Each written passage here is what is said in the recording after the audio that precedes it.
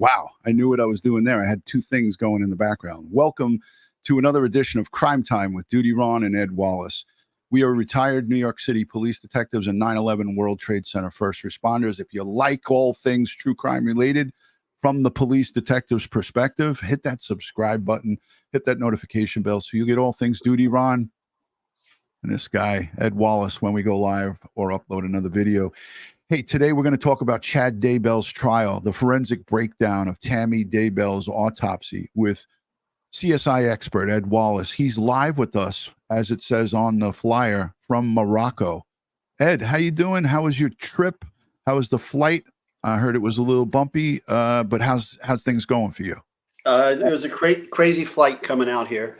So everything was pretty good from JFK to Charles de Gaulle, Paris.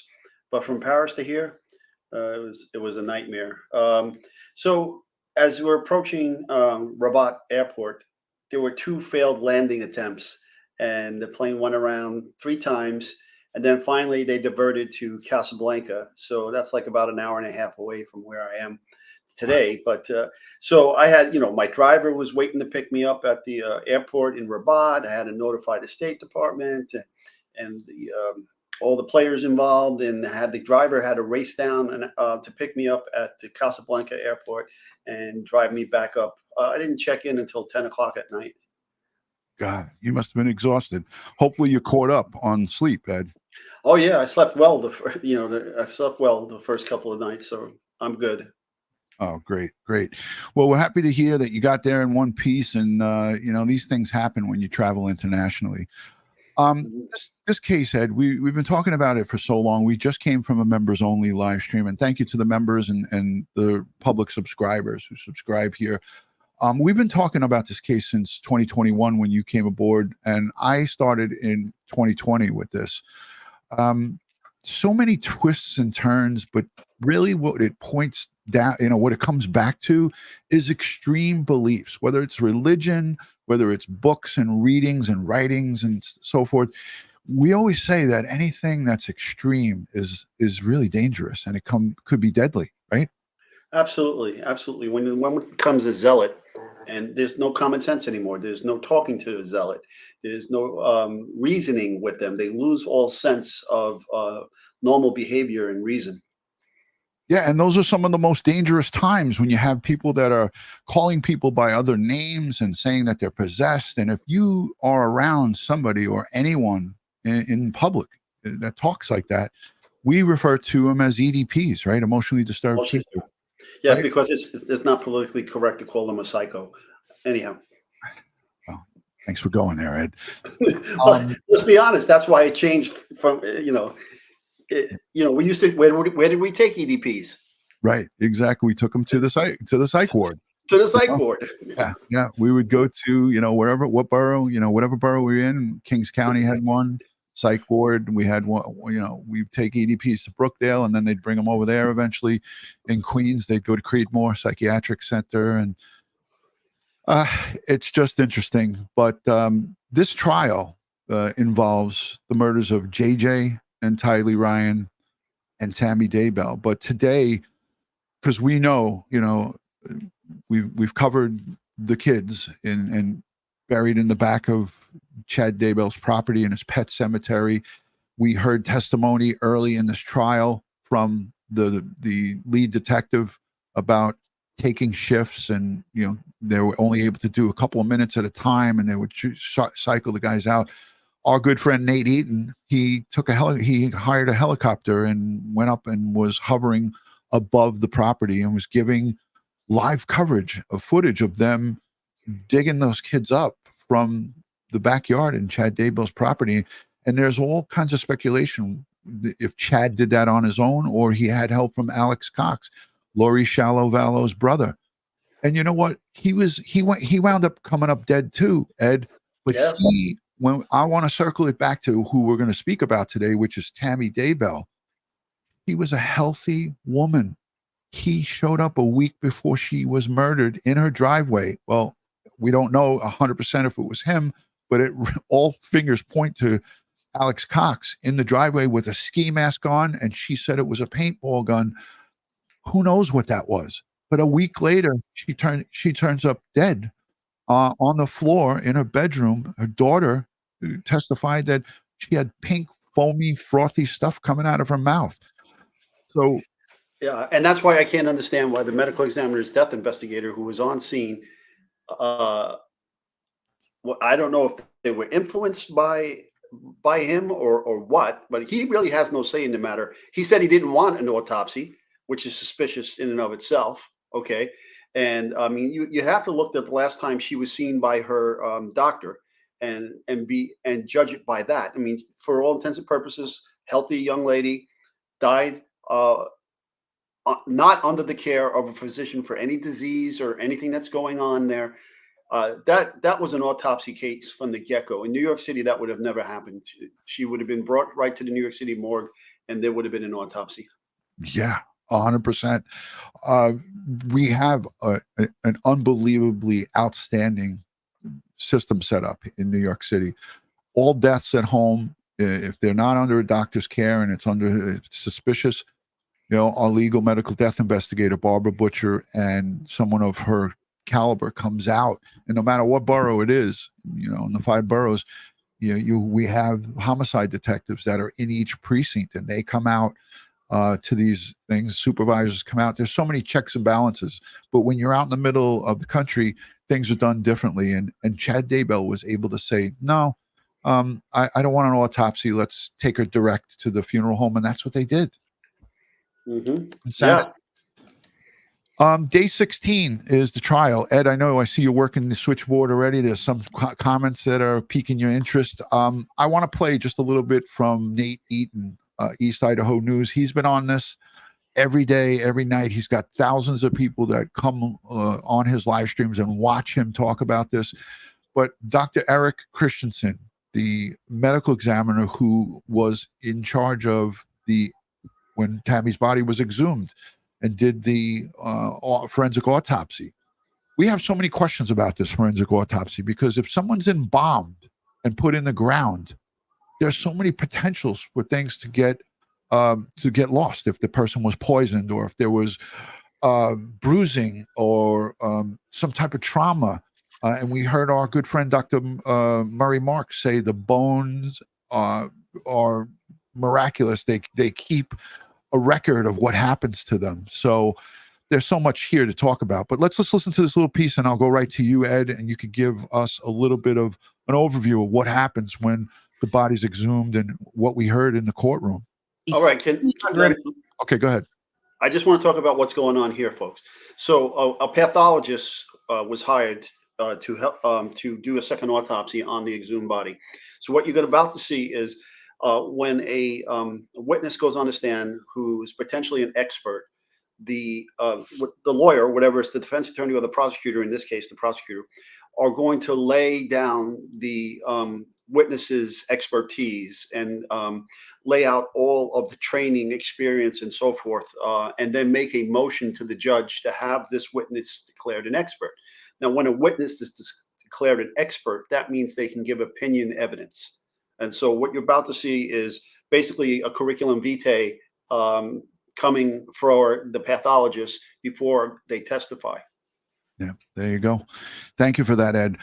And yeah, like here, spelling questionable, saying that, Alex and Chad's phones were both pinging off of the same tower at the same time. There's a lot of forensic evidence that puts Alex right there in that driveway. But again, if you don't have video, and someone could take your phone, someone could take my phone, commit a crime, and walk all around with it. Does that mean that I committed the crime?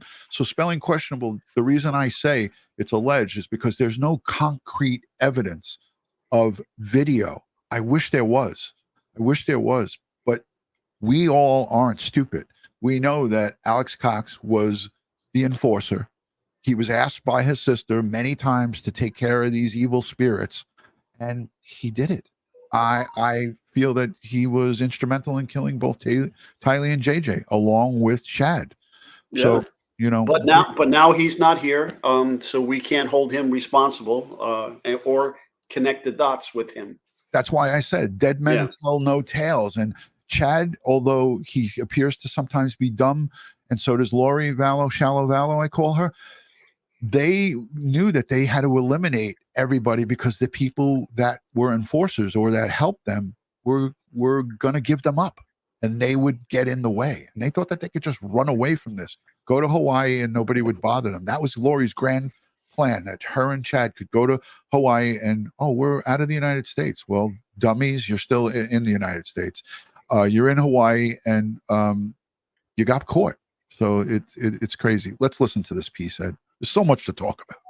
Autopsies. That is a lot of dead bodies. He explained what the difference is between a medical examiner and a coroner. A lot of states have coroners. They are elected positions. Like in Idaho, we have a coroner system. A lot of states, like Utah, have medical examiner systems. The difference is a medical examiner is a trained doctor. They go through school to learn about this stuff. They have to. You see what Sherilyn Schofner said? And this is so true. We'll never know what happened to Alex. He died of a heart, some type of heart ailment, and he was cremated very quickly. Gee, I wonder why. Right. Again, now we have to look at his cardiac condition in the past. Was he being treated by a cardiologist? Did he have a documented or diagnosed heart condition? If not, he should have been autopsied, and toxicology should have been performed on him. Because dollars to donuts, the way this group operates, I wouldn't put it past them to have induced a heart attack in him with some kind of medication. Yeah, and I'm surprised that there was no searches pulled up from either of these two dummies on how to induce a heart attack through, through. I mean, how hard would that be to do a search of their search history on the internet, whether it's the phone or the computer? Very simple. Yeah. There's our friend Dr. James, MD, checking in, and I'm sure the missus is somewhere lurking around as well. Speaking of missus, my missus is lurking around in the chat, so she said hello earlier. So and I missed it. I'm sorry, Margaret. Oh my God. I'm going to go back and look as we play this. Okay. All right. To put in X amount of hours. They go through training. They do all sorts of rigorous stuff to perform autopsies. Coroners do not perform autopsies. Coroners will send bodies that need autopsies to the medical examiner. Margaret, where and the are medical you? examiner will Show decide yourself, if Margaret. A body needs an autopsy. So he is a medical examiner. He's not a coroner. He attended Tammy Daybell's exhumation. Now, how this process worked, a court order, they had to go to court to exhume the body. And so he went to court when the argument was made that she needed to be exhumed. After he went to the cemetery, he was there when they pulled her out of the ground. He gave an example of one exhumation he went to, not Tammy's, where they opened the coffin and there was so much water, the body was waterlogged. That was not the case with Tammy. Tammy's body was in good shape. The casket, the vault was sealed. There weren't any problems. He followed the hearse to the funeral home, to the place where they did the autopsy. Did the autopsy. He was with the body, making sure there was no contamination. Who else did we see what he just described? You and I covered it. Stephen Smith. Yep. Same situation. They actually live streamed or videoed the body being removed. Remember that? We did that case with Barbie. 100%. 100%. And again, with Alex, about cremation. Okay. You see how, I mean, once that's done, game over. Okay. With these cremation, the rush to cremate these remains it's unbelievable. Yeah. Okay. Look at this comment. Makes me wonder. And Ed, whenever someone wants to rush to cremate a loved one as detectives, that's a red flag. Huge. Oh yeah. Huge. Wait. What's the rush? Let's make sure. Like, how many people would just, John, my husband John just died in his sleep, or my wife died in her sleep. Oh, could we just bring her right directly to the crematory and cremate her? What? I mean, that to me is just like, whoa, let's slow this down, champ. Yeah. Absent any medical conditions that could have possibly caused a natural death, that screams, hey, autopsy here. Ed, will you take this? And I'm trying to break our normal form. We usually don't do this during the lives. makes me wonder, says, I've never heard of bubbly pink foam. And I said it was pink, foamy, frothy. This is from Tammy Daybell's own daughter, who coincidentally, the daughters and the sons are still in, I don't know for a fact, but they haven't come publicly and said that they're still supporting their father. They still feel their father had nothing to do with this. I'd like to know what they think after this trial is over. But can you talk on this pink foam? Is that unusual? Well, it is unusual. Yes, there's a number of toxins that could cause that. It could be a sign that maybe the capillaries or blood vessels inside of the lungs are bursting and bleeding and mixing with amylase and saliva, and you're getting this foam, this pinkish foam, when the victim in their last dying breaths are trying to breathe, and then it comes up. Yeah. So there you go. And Barbara Butcher talked about that. You know, you both of you had a back and forth on that, and you discussed it in detail. So we'll link that live stream in the description. I'll have Kristen take care of that. Allison says sketchy behavior right from the jump. Everything. Yeah. No. Go ahead. No, and I know people are talking about pulmonary embolisms. When that kind of clot gets into the lungs and so forth. Yeah. Everything that happened with these two were so questionable and so sketchy. When we as lay people and retired detectives and regular people who are, true crime enthusiasts that just watch true crime, you look back at this and be like, hey, wait a minute. How did nobody catch on to this? Why didn't these outside agencies or these agencies from different states communicate with each other? Why were the people in Arizona not in tune to what happened in Idaho? Why did they not see what happened in Hawaii when this guy right here was chasing Chad and Lori around with a microphone, asking them, where the hell are your kids? You're here in Hawaii getting married. Your wife died just a week and a half or 2 weeks ago or a short time ago, and you are now married on the beach with a ukulele in your hand or whatever the fuck you had in your hand. Excuse my language. I always got to go there, man. Why don't I? But so this guy questioned them. Why? And nobody was just like, wait a minute, something's wrong here. Okay. Yeah, I 100% with you on that. But hey, when we go into the testimony of the pathologist, remind me to bring up the pink foam again, because there is a phenomena that occurs when a victim is suffering a lack of oxygen, and I'll talk about it when we get to that point.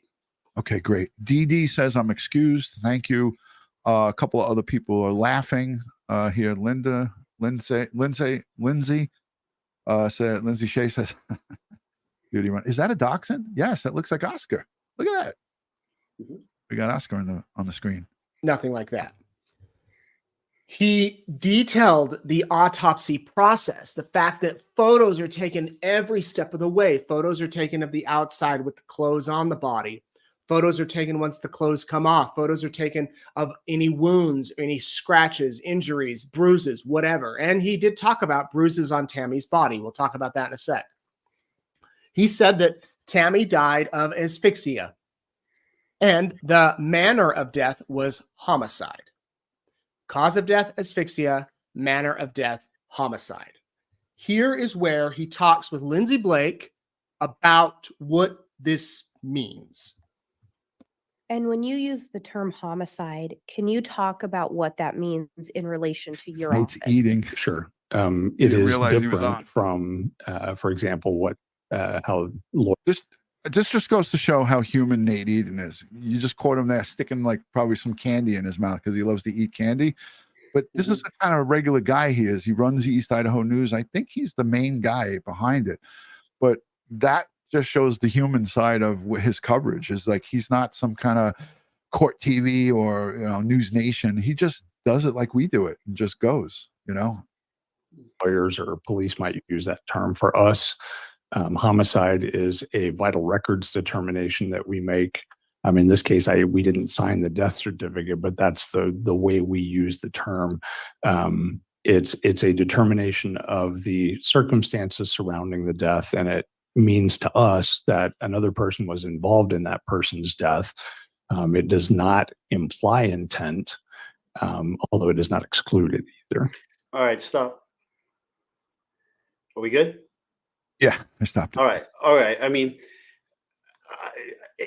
I guess he could have simplified this to a jury. Anytime you're testifying to a jury, you want to keep things as simple as possible. You don't want to, overly confuse them. So a simple definition for the homicide, medical legal death investigation, is death at the hands of another.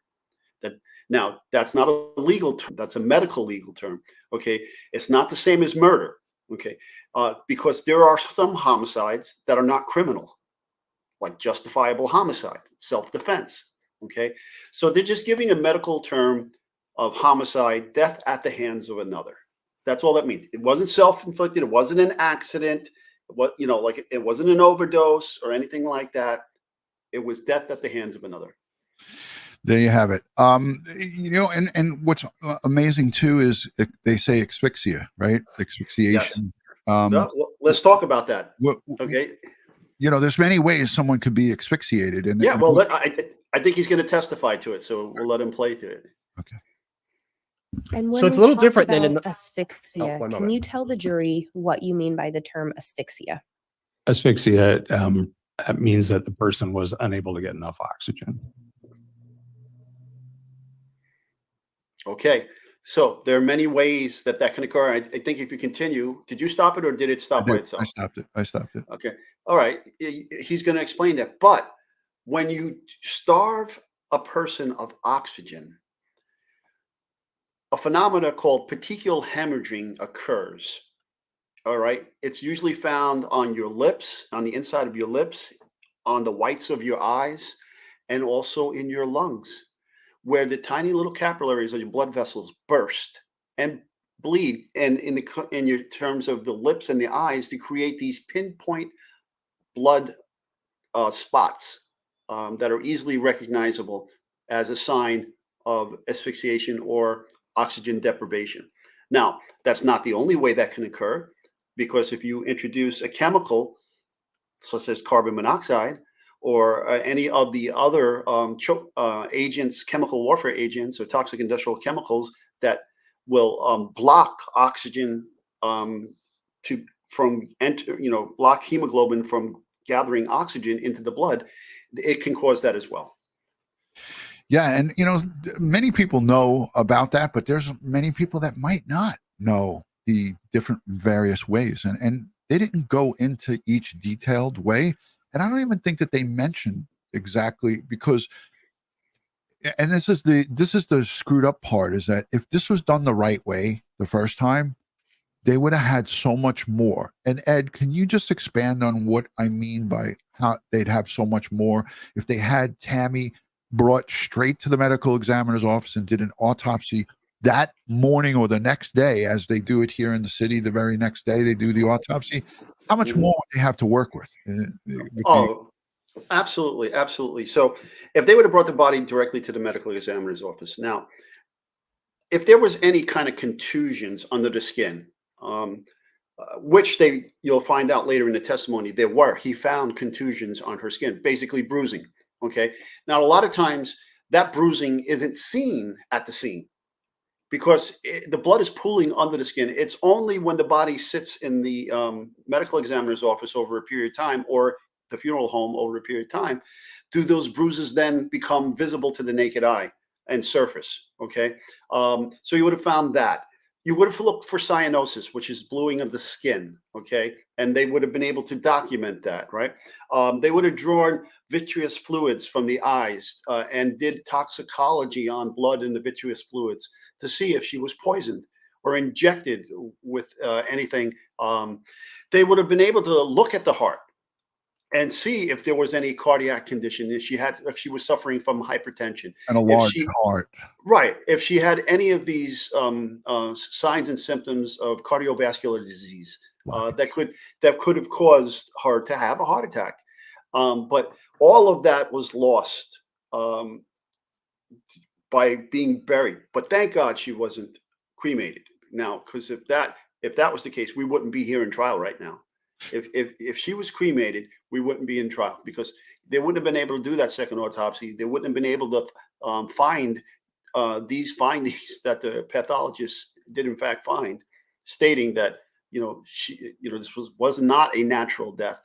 This was a homicide, death at the hands of another, and it was asphyxiation. It's so fascinating that after such a long period of time, that they were able to exhume her body, and she was again,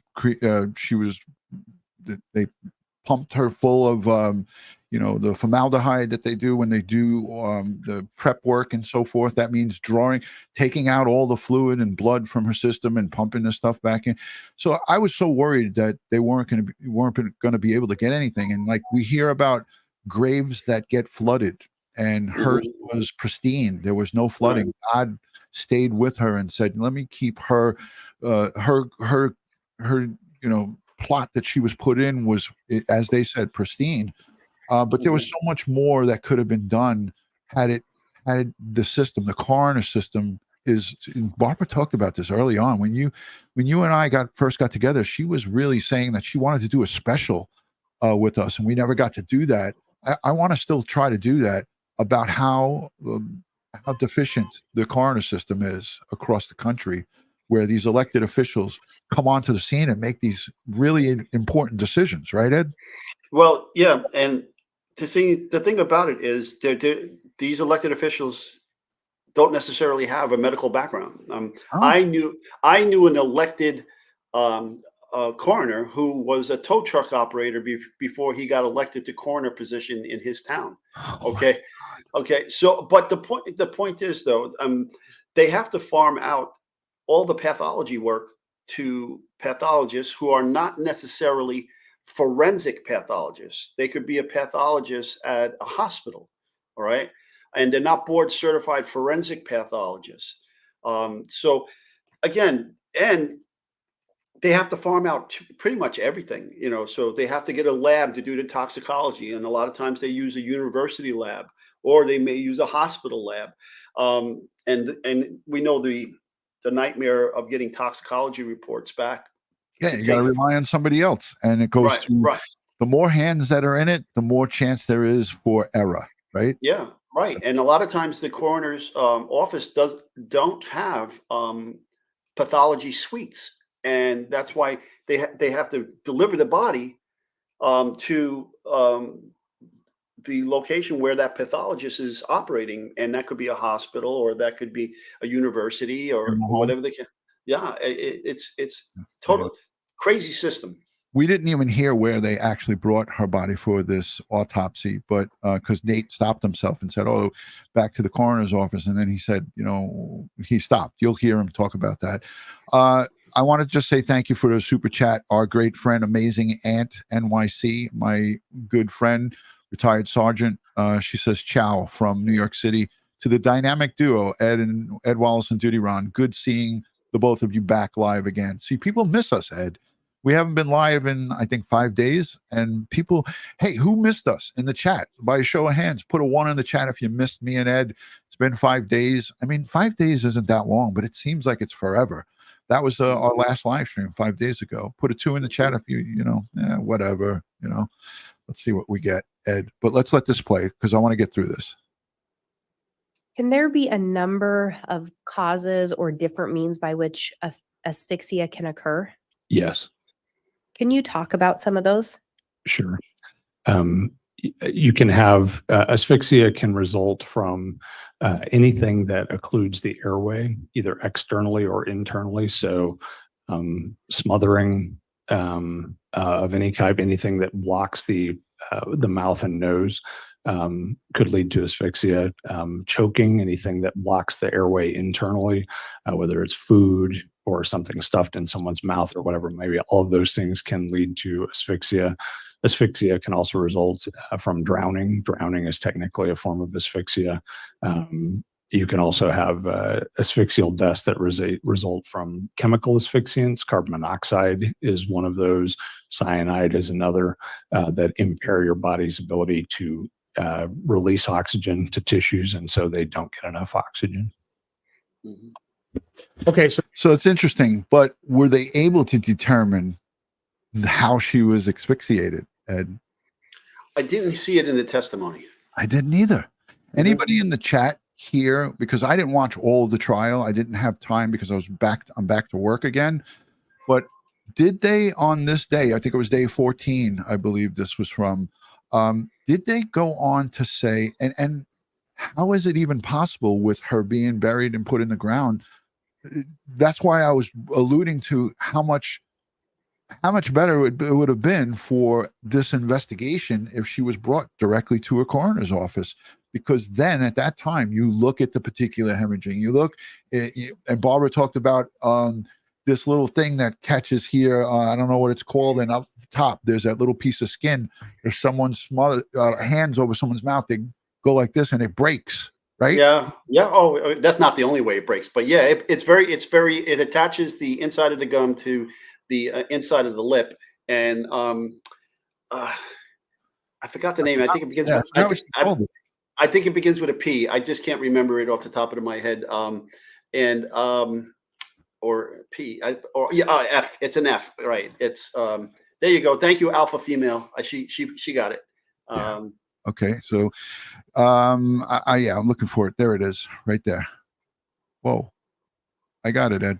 All right, you got it. Okay, yeah, and so I've actually had that torn, but that's another story. But it bleeds. I'd like to hear about it. How did that happen? It does bleed, but anyhow, like car accidents, it happens a lot. Any kind of trauma to the mouth, getting punched and so forth, you can tear that very easily. But yeah, I mean, let me get back to these autopsies after being embalmed and after being treated and being in the ground. I'll give you a case in point, especially with toxicology.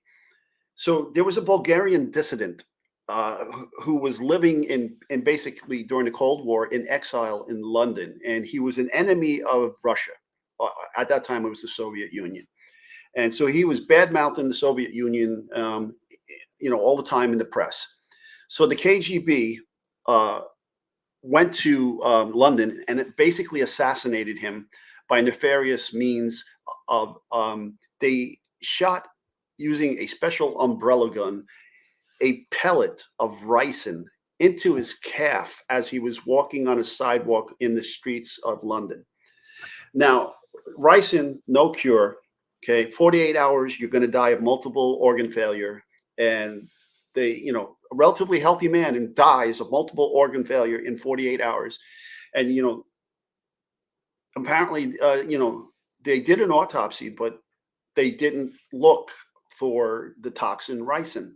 And so he was embalmed, he was buried and interned, and for years, until the fall of the Soviet Union.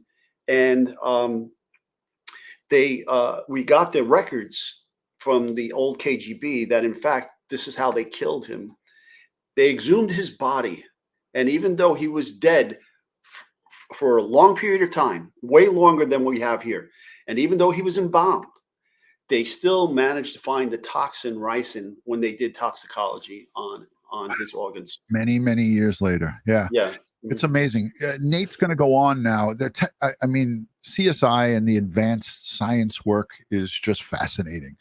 And it takes a really special person to really get into that, because it's so much, there's so much learning, there's so much schooling and on hands-on experience to get to that point. And you worked in the medical examiner's DNA lab, right, for a period of time with Barbara. She was your boss, I think, right? When I was director of forensic training, right? But hey, just the Lori Daybell, right? I mean, just the case that we just also had in Utah, right? The toxicology that came back in her bones of the tranquilizers. You just said, Lori, you're talking about sorry, Suzanne Morphew. No, but Morphew. Yeah, Suzanne Morphew. Now, here's the thing, if you're shot with a tranquilizer, your metabolism, and you're not overdosed on it now. You're shot, you're alive. So it gets into your bone marrow through the blood. All right. But your metabolism is going to get rid of that after 12 hours if you didn't take a lethal dose, right? About 12 hours, and it's gone, right, from your system. But that's what's so good about this, is that she died before the tranquilizer could be metabolized and removed from her body. So it gives you a time frame of, injected, she wasn't killed, and then she was killed sometime later, but in that range before it was fully metabolized and out of her system. Yeah, that was a great. I'm so glad you brought that up, because it is so similar to what's happening here. And people when we were doing this case, Ed, when this was in full bloom and we didn't have this trial and so forth, people were talking about this malachite ring and how they could have poisoned her with this malachite. And I might not be saying it right. She bought these rings on Amazon, wedding rings, malachite, and it's supposedly a toxic substance.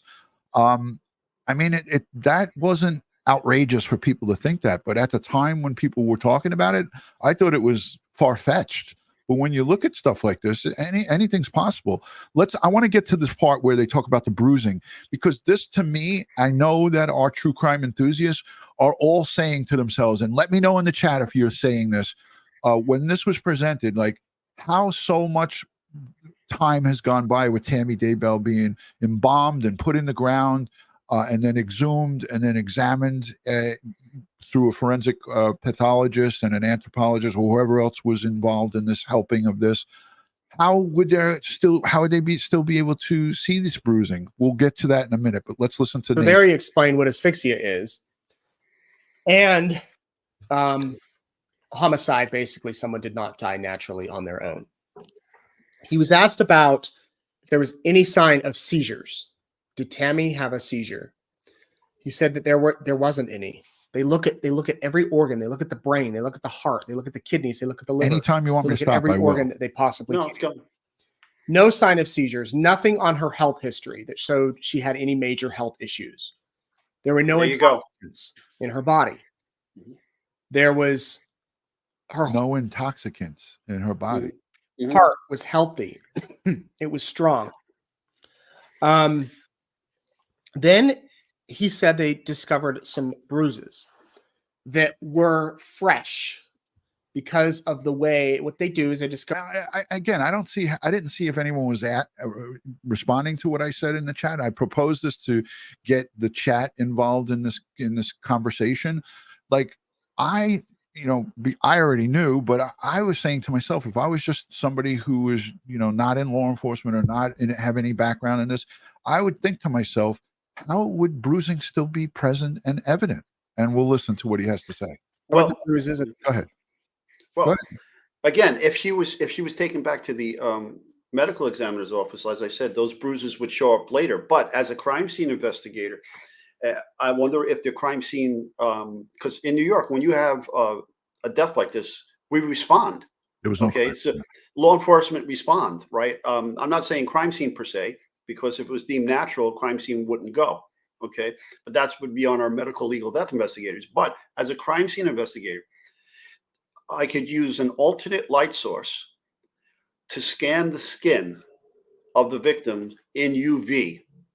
Okay, and under UV, even though with my naked eye I couldn't see bruises on the skin, if the blood was forming underneath the skin to cause the contusion or show the contusion or the bruising, the UV light would penetrate the skin and get to the blood, and where it interacts with the blood, the UV would cause the blood to turn black and make it visible on the skin in black patches.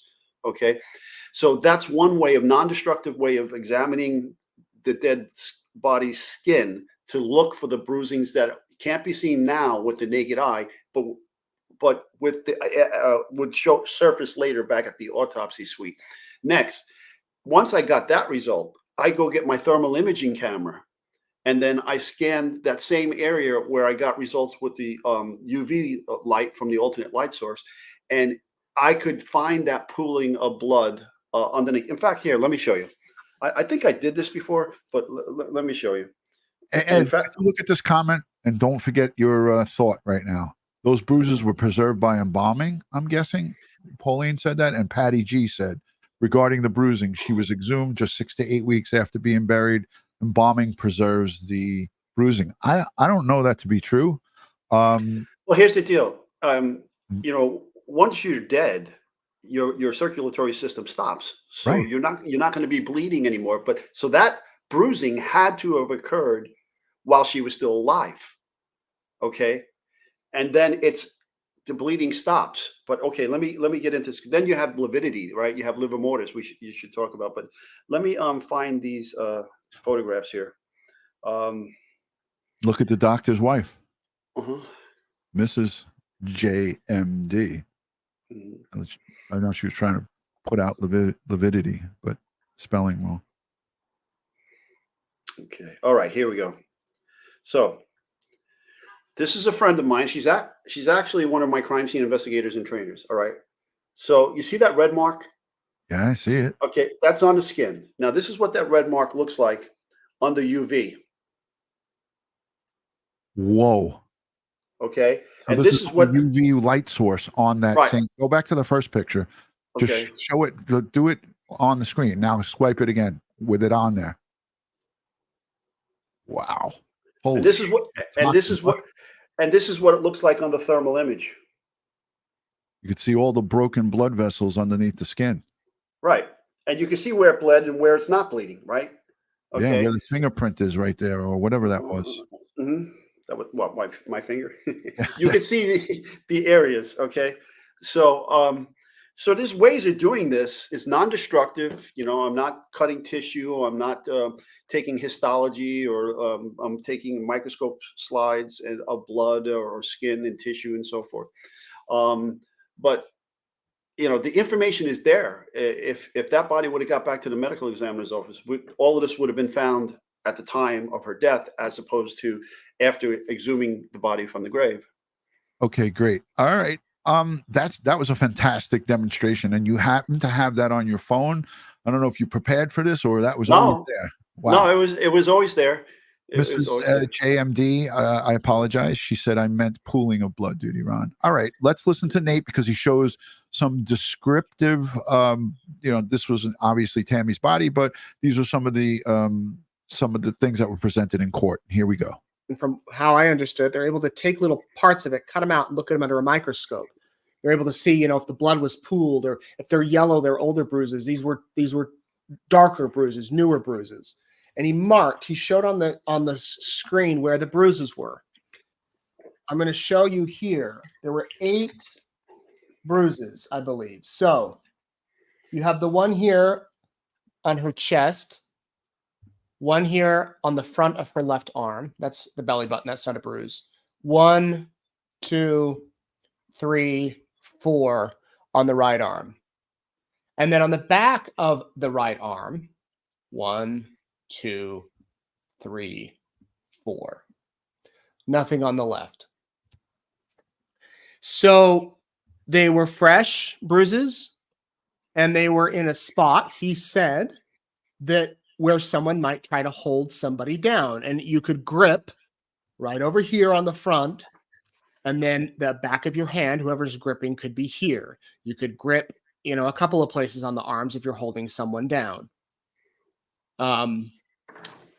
Then we went. I found that to be fascinating, but immediately, Ed, my thought went to Alex Cox, because a week before this happened, he was allegedly in her driveway with a ski mask on. And Right. And again, I present this to your friends. This is just coming from a detective's perspective. Ed searching for some other crime scene or some type of evidence. Oh, I got another photo to show you. All right, I'm going to just put me full screen while you search for that. So Okay. right away, as a detective, when I saw this with Nate Eaton and replay from the court, I said to myself, Alex Cox came into that home with the same type of ski mask on in the middle of the night and caught this poor woman by surprise, planned out with Chad Daybell. And tell me in the chat if you think I'm like going crazy here, but that was my immediate thought process. And I'm wearing a Justice Junkie sweatshirt. This is part of our merchandise. and it says Crime Time with DutyRon and Ed Wallace. This is available in our merch store.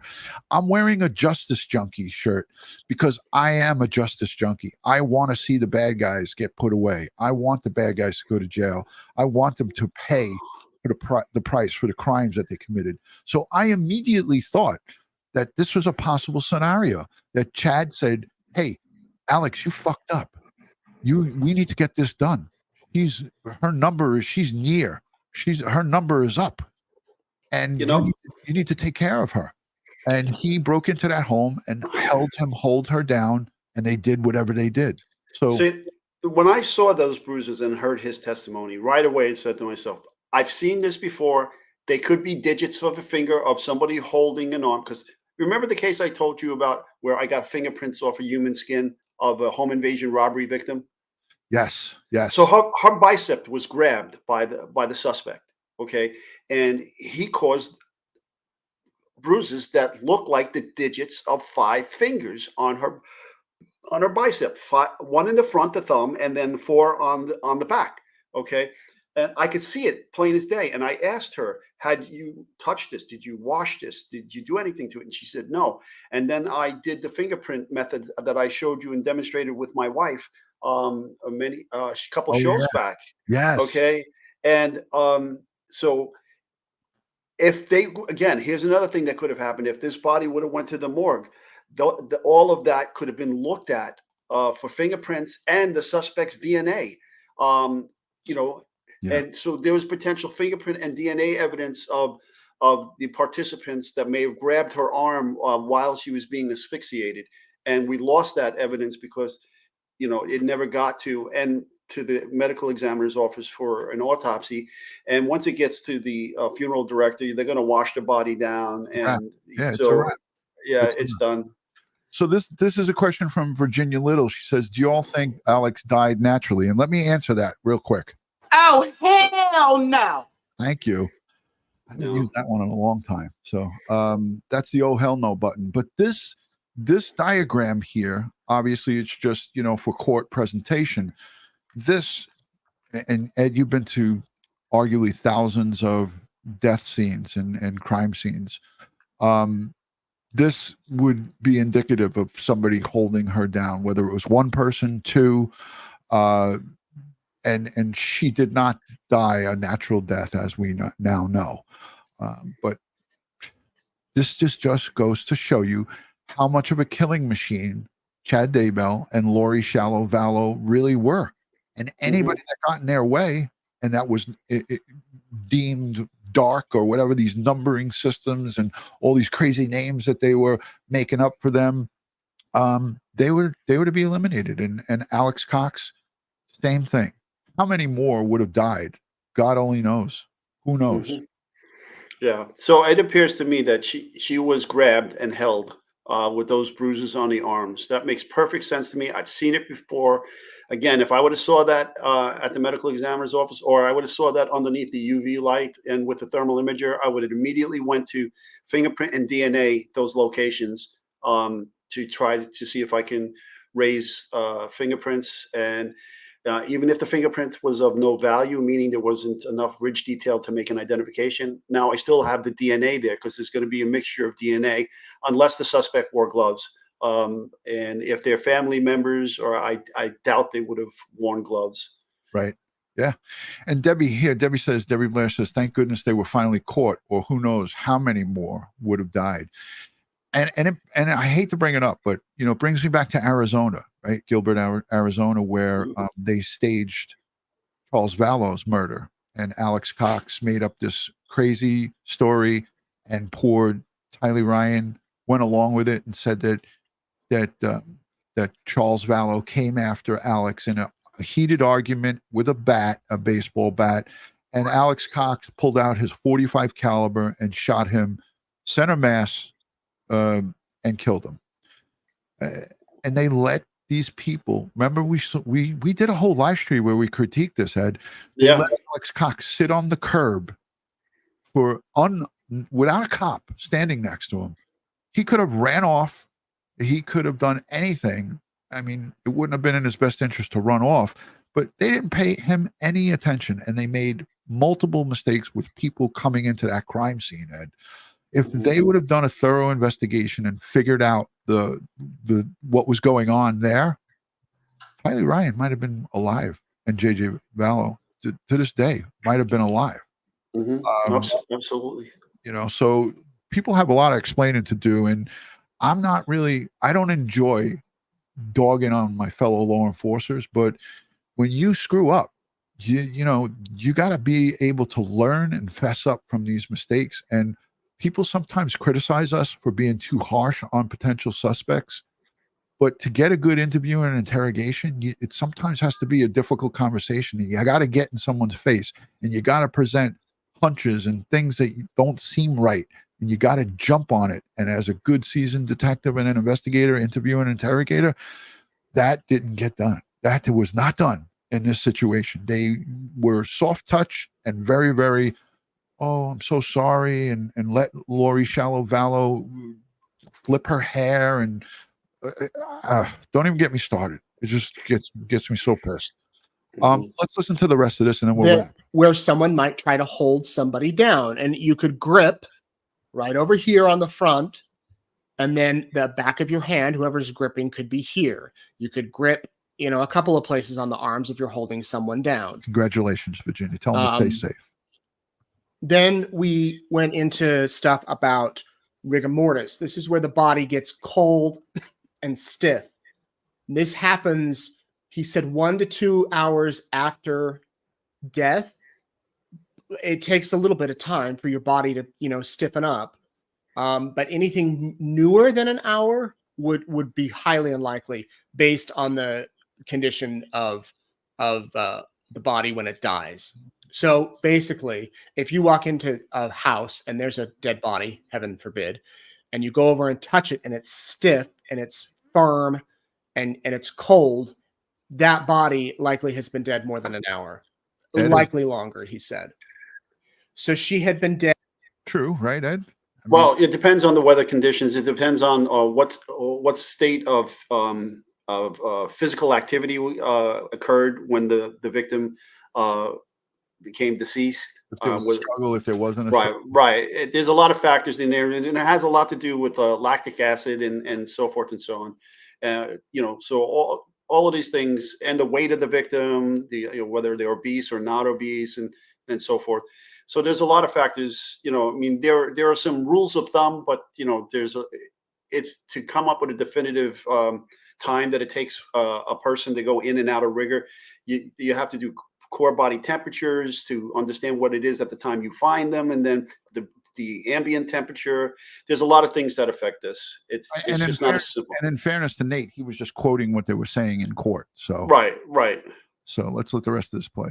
Ed, by the time Chad claimed to have found her, for some time, the prosecutor motioned to admit exhibits showing the autopsy photos. We did not see them in court.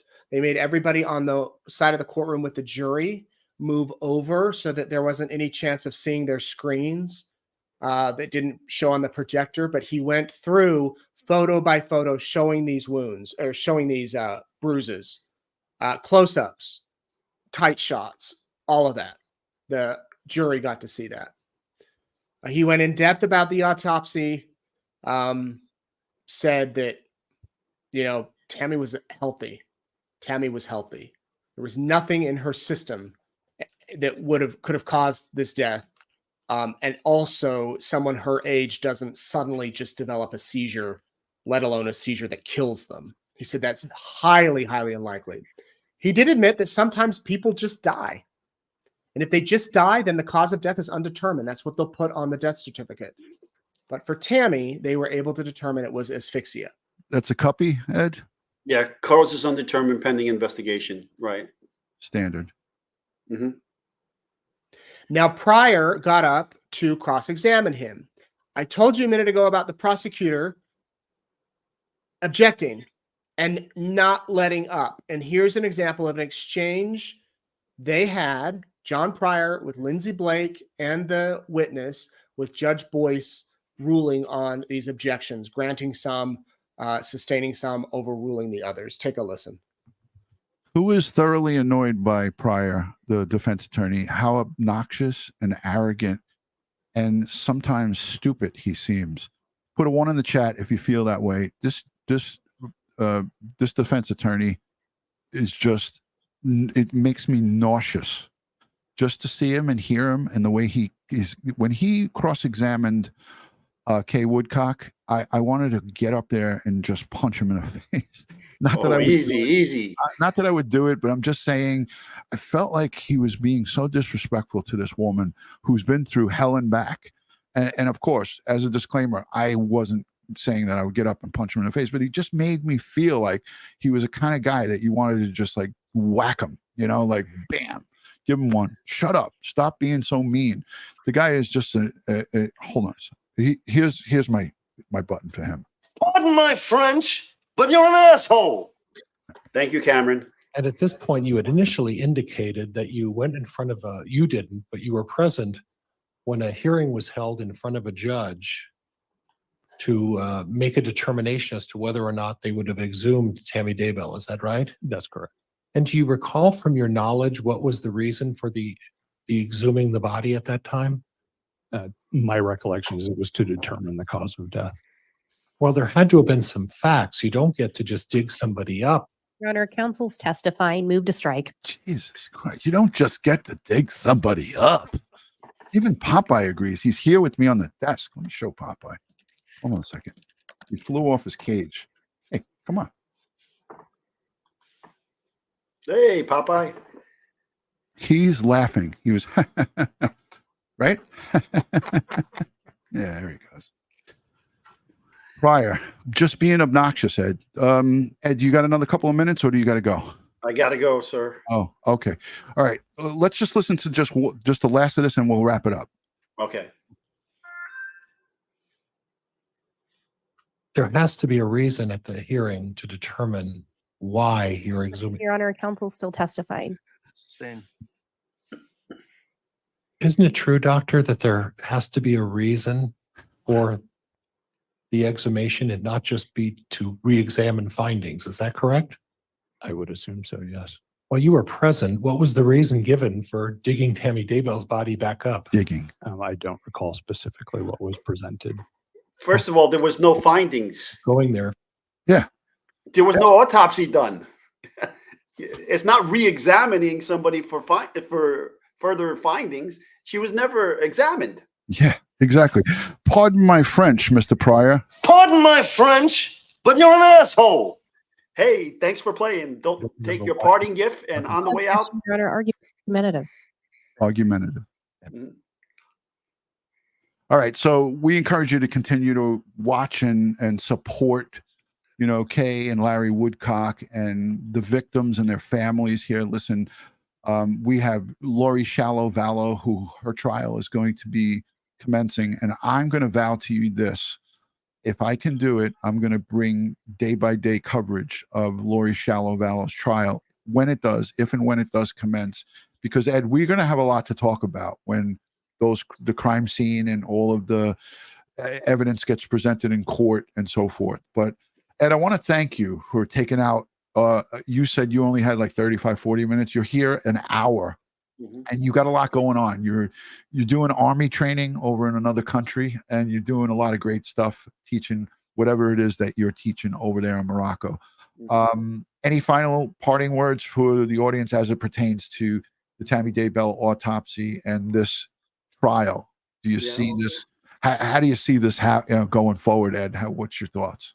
I think the prosecution's doing a good job. They're making the case, and there's a lot of circumstantial evidence. But I wish there were more forensic evidence. But the pathologist has done a great job here, showing that this was not a natural death. And everything points towards our defendant here and Alex. But unfortunately, Alex is out of the picture, so we'll never get justice for that. And I'd be looking at Alex too, see how Alex died now. Okay. Yeah. But again, you can't because he was cremated. Hey, look, folks, you have a lot of true crime channels that you can watch. And we thank you for watching ours. And thank you for joining us and becoming members of our true crime family. I do got to run, so I just want to tell you, as usual, right? Stay safe, stay prepared, and watch your six. Thank you, Ed. On behalf of Crime Time with DutyRon and Ed Wallace, we're going to wish you guys a great day. Ed, I know you got to go, but I want to just show Popeye a little bit off. So thank you, Ed, for being All here. right. Love you, and take Okay. care. Stay Take safe. care, Ron. Stay safe, Ed. All right. So on behalf of DutyRon and Popeye, who's talking quite a bit here. Oh, hey, Popeye, easy. I want to thank you guys for being here. Like Ed said, there's many true crime channels that you guys can watch, and there's many really great ones that cover these cases. But we're thankful that you guys come and spend some time with us. So on behalf of Popeye, Kara, Oscar, my dog, Ed and myself, we're retired NYPD, lots of experience in investigations. We want to thank you for being here and thank you for your support. And to all the super chatters, there's so many of them here. Thank you. Not that Mickey, thank you. I got your messages. I'm going to answer to you soon. I promise. It's just been backlogged with my shoulder and so forth. And thank you to everyone who supports here. Remember, we do this to educate. We don't do this to try to make shock and awe and try to make up stories. That's the difference between what Ed and I do and maybe some other channels. And I'm not saying all do this, but we're not going to embellish anything. We're not going to create a story when there's not a story. We're not going to go with rumors and innuendos and conspiracy theories. We like to deal with the facts, and that's what we're based on. We're close to 300,000 subscribers, and on behalf of Ed and myself and Popeye and Kara and Oscar and the whole community here, I want to thank you guys for being here. This is my 37-year-old African gray, Popeye. We want to thank you for being here, and we're humbled that you spend your time and that you stick with us. When we hit that 300,000 mark, we're at 295,000. I have a tremendous amount of things to give away to you guys as a celebration. So look for our 300,000 subscriber celebration show. And thank you to everyone who's become members and who supports us through cups of coffee, buying our merch. I'm going to create a Popeye merch. What do you think, Popeye? You want a Popeye merch? Popeye? You want a Popeye merch? You're a good boy. Hi. Want to say hi to everybody? Say hi. Say bad bird. You a bad? Hi. Kiss. He never bit me in the lip. He's bit my finger a couple of times. Never bit my lip though. All right, guys. On behalf of Crime Time with DutyRon and Ed Wallace, we thank you for being here. Stand by for a message from the cop team, right? You want to sing and dance a little bit? You want to sing and dance? No? Come on. All right, guys. Have a good one. Stand by for a message from the cop team. God bless and enjoy your Sunday.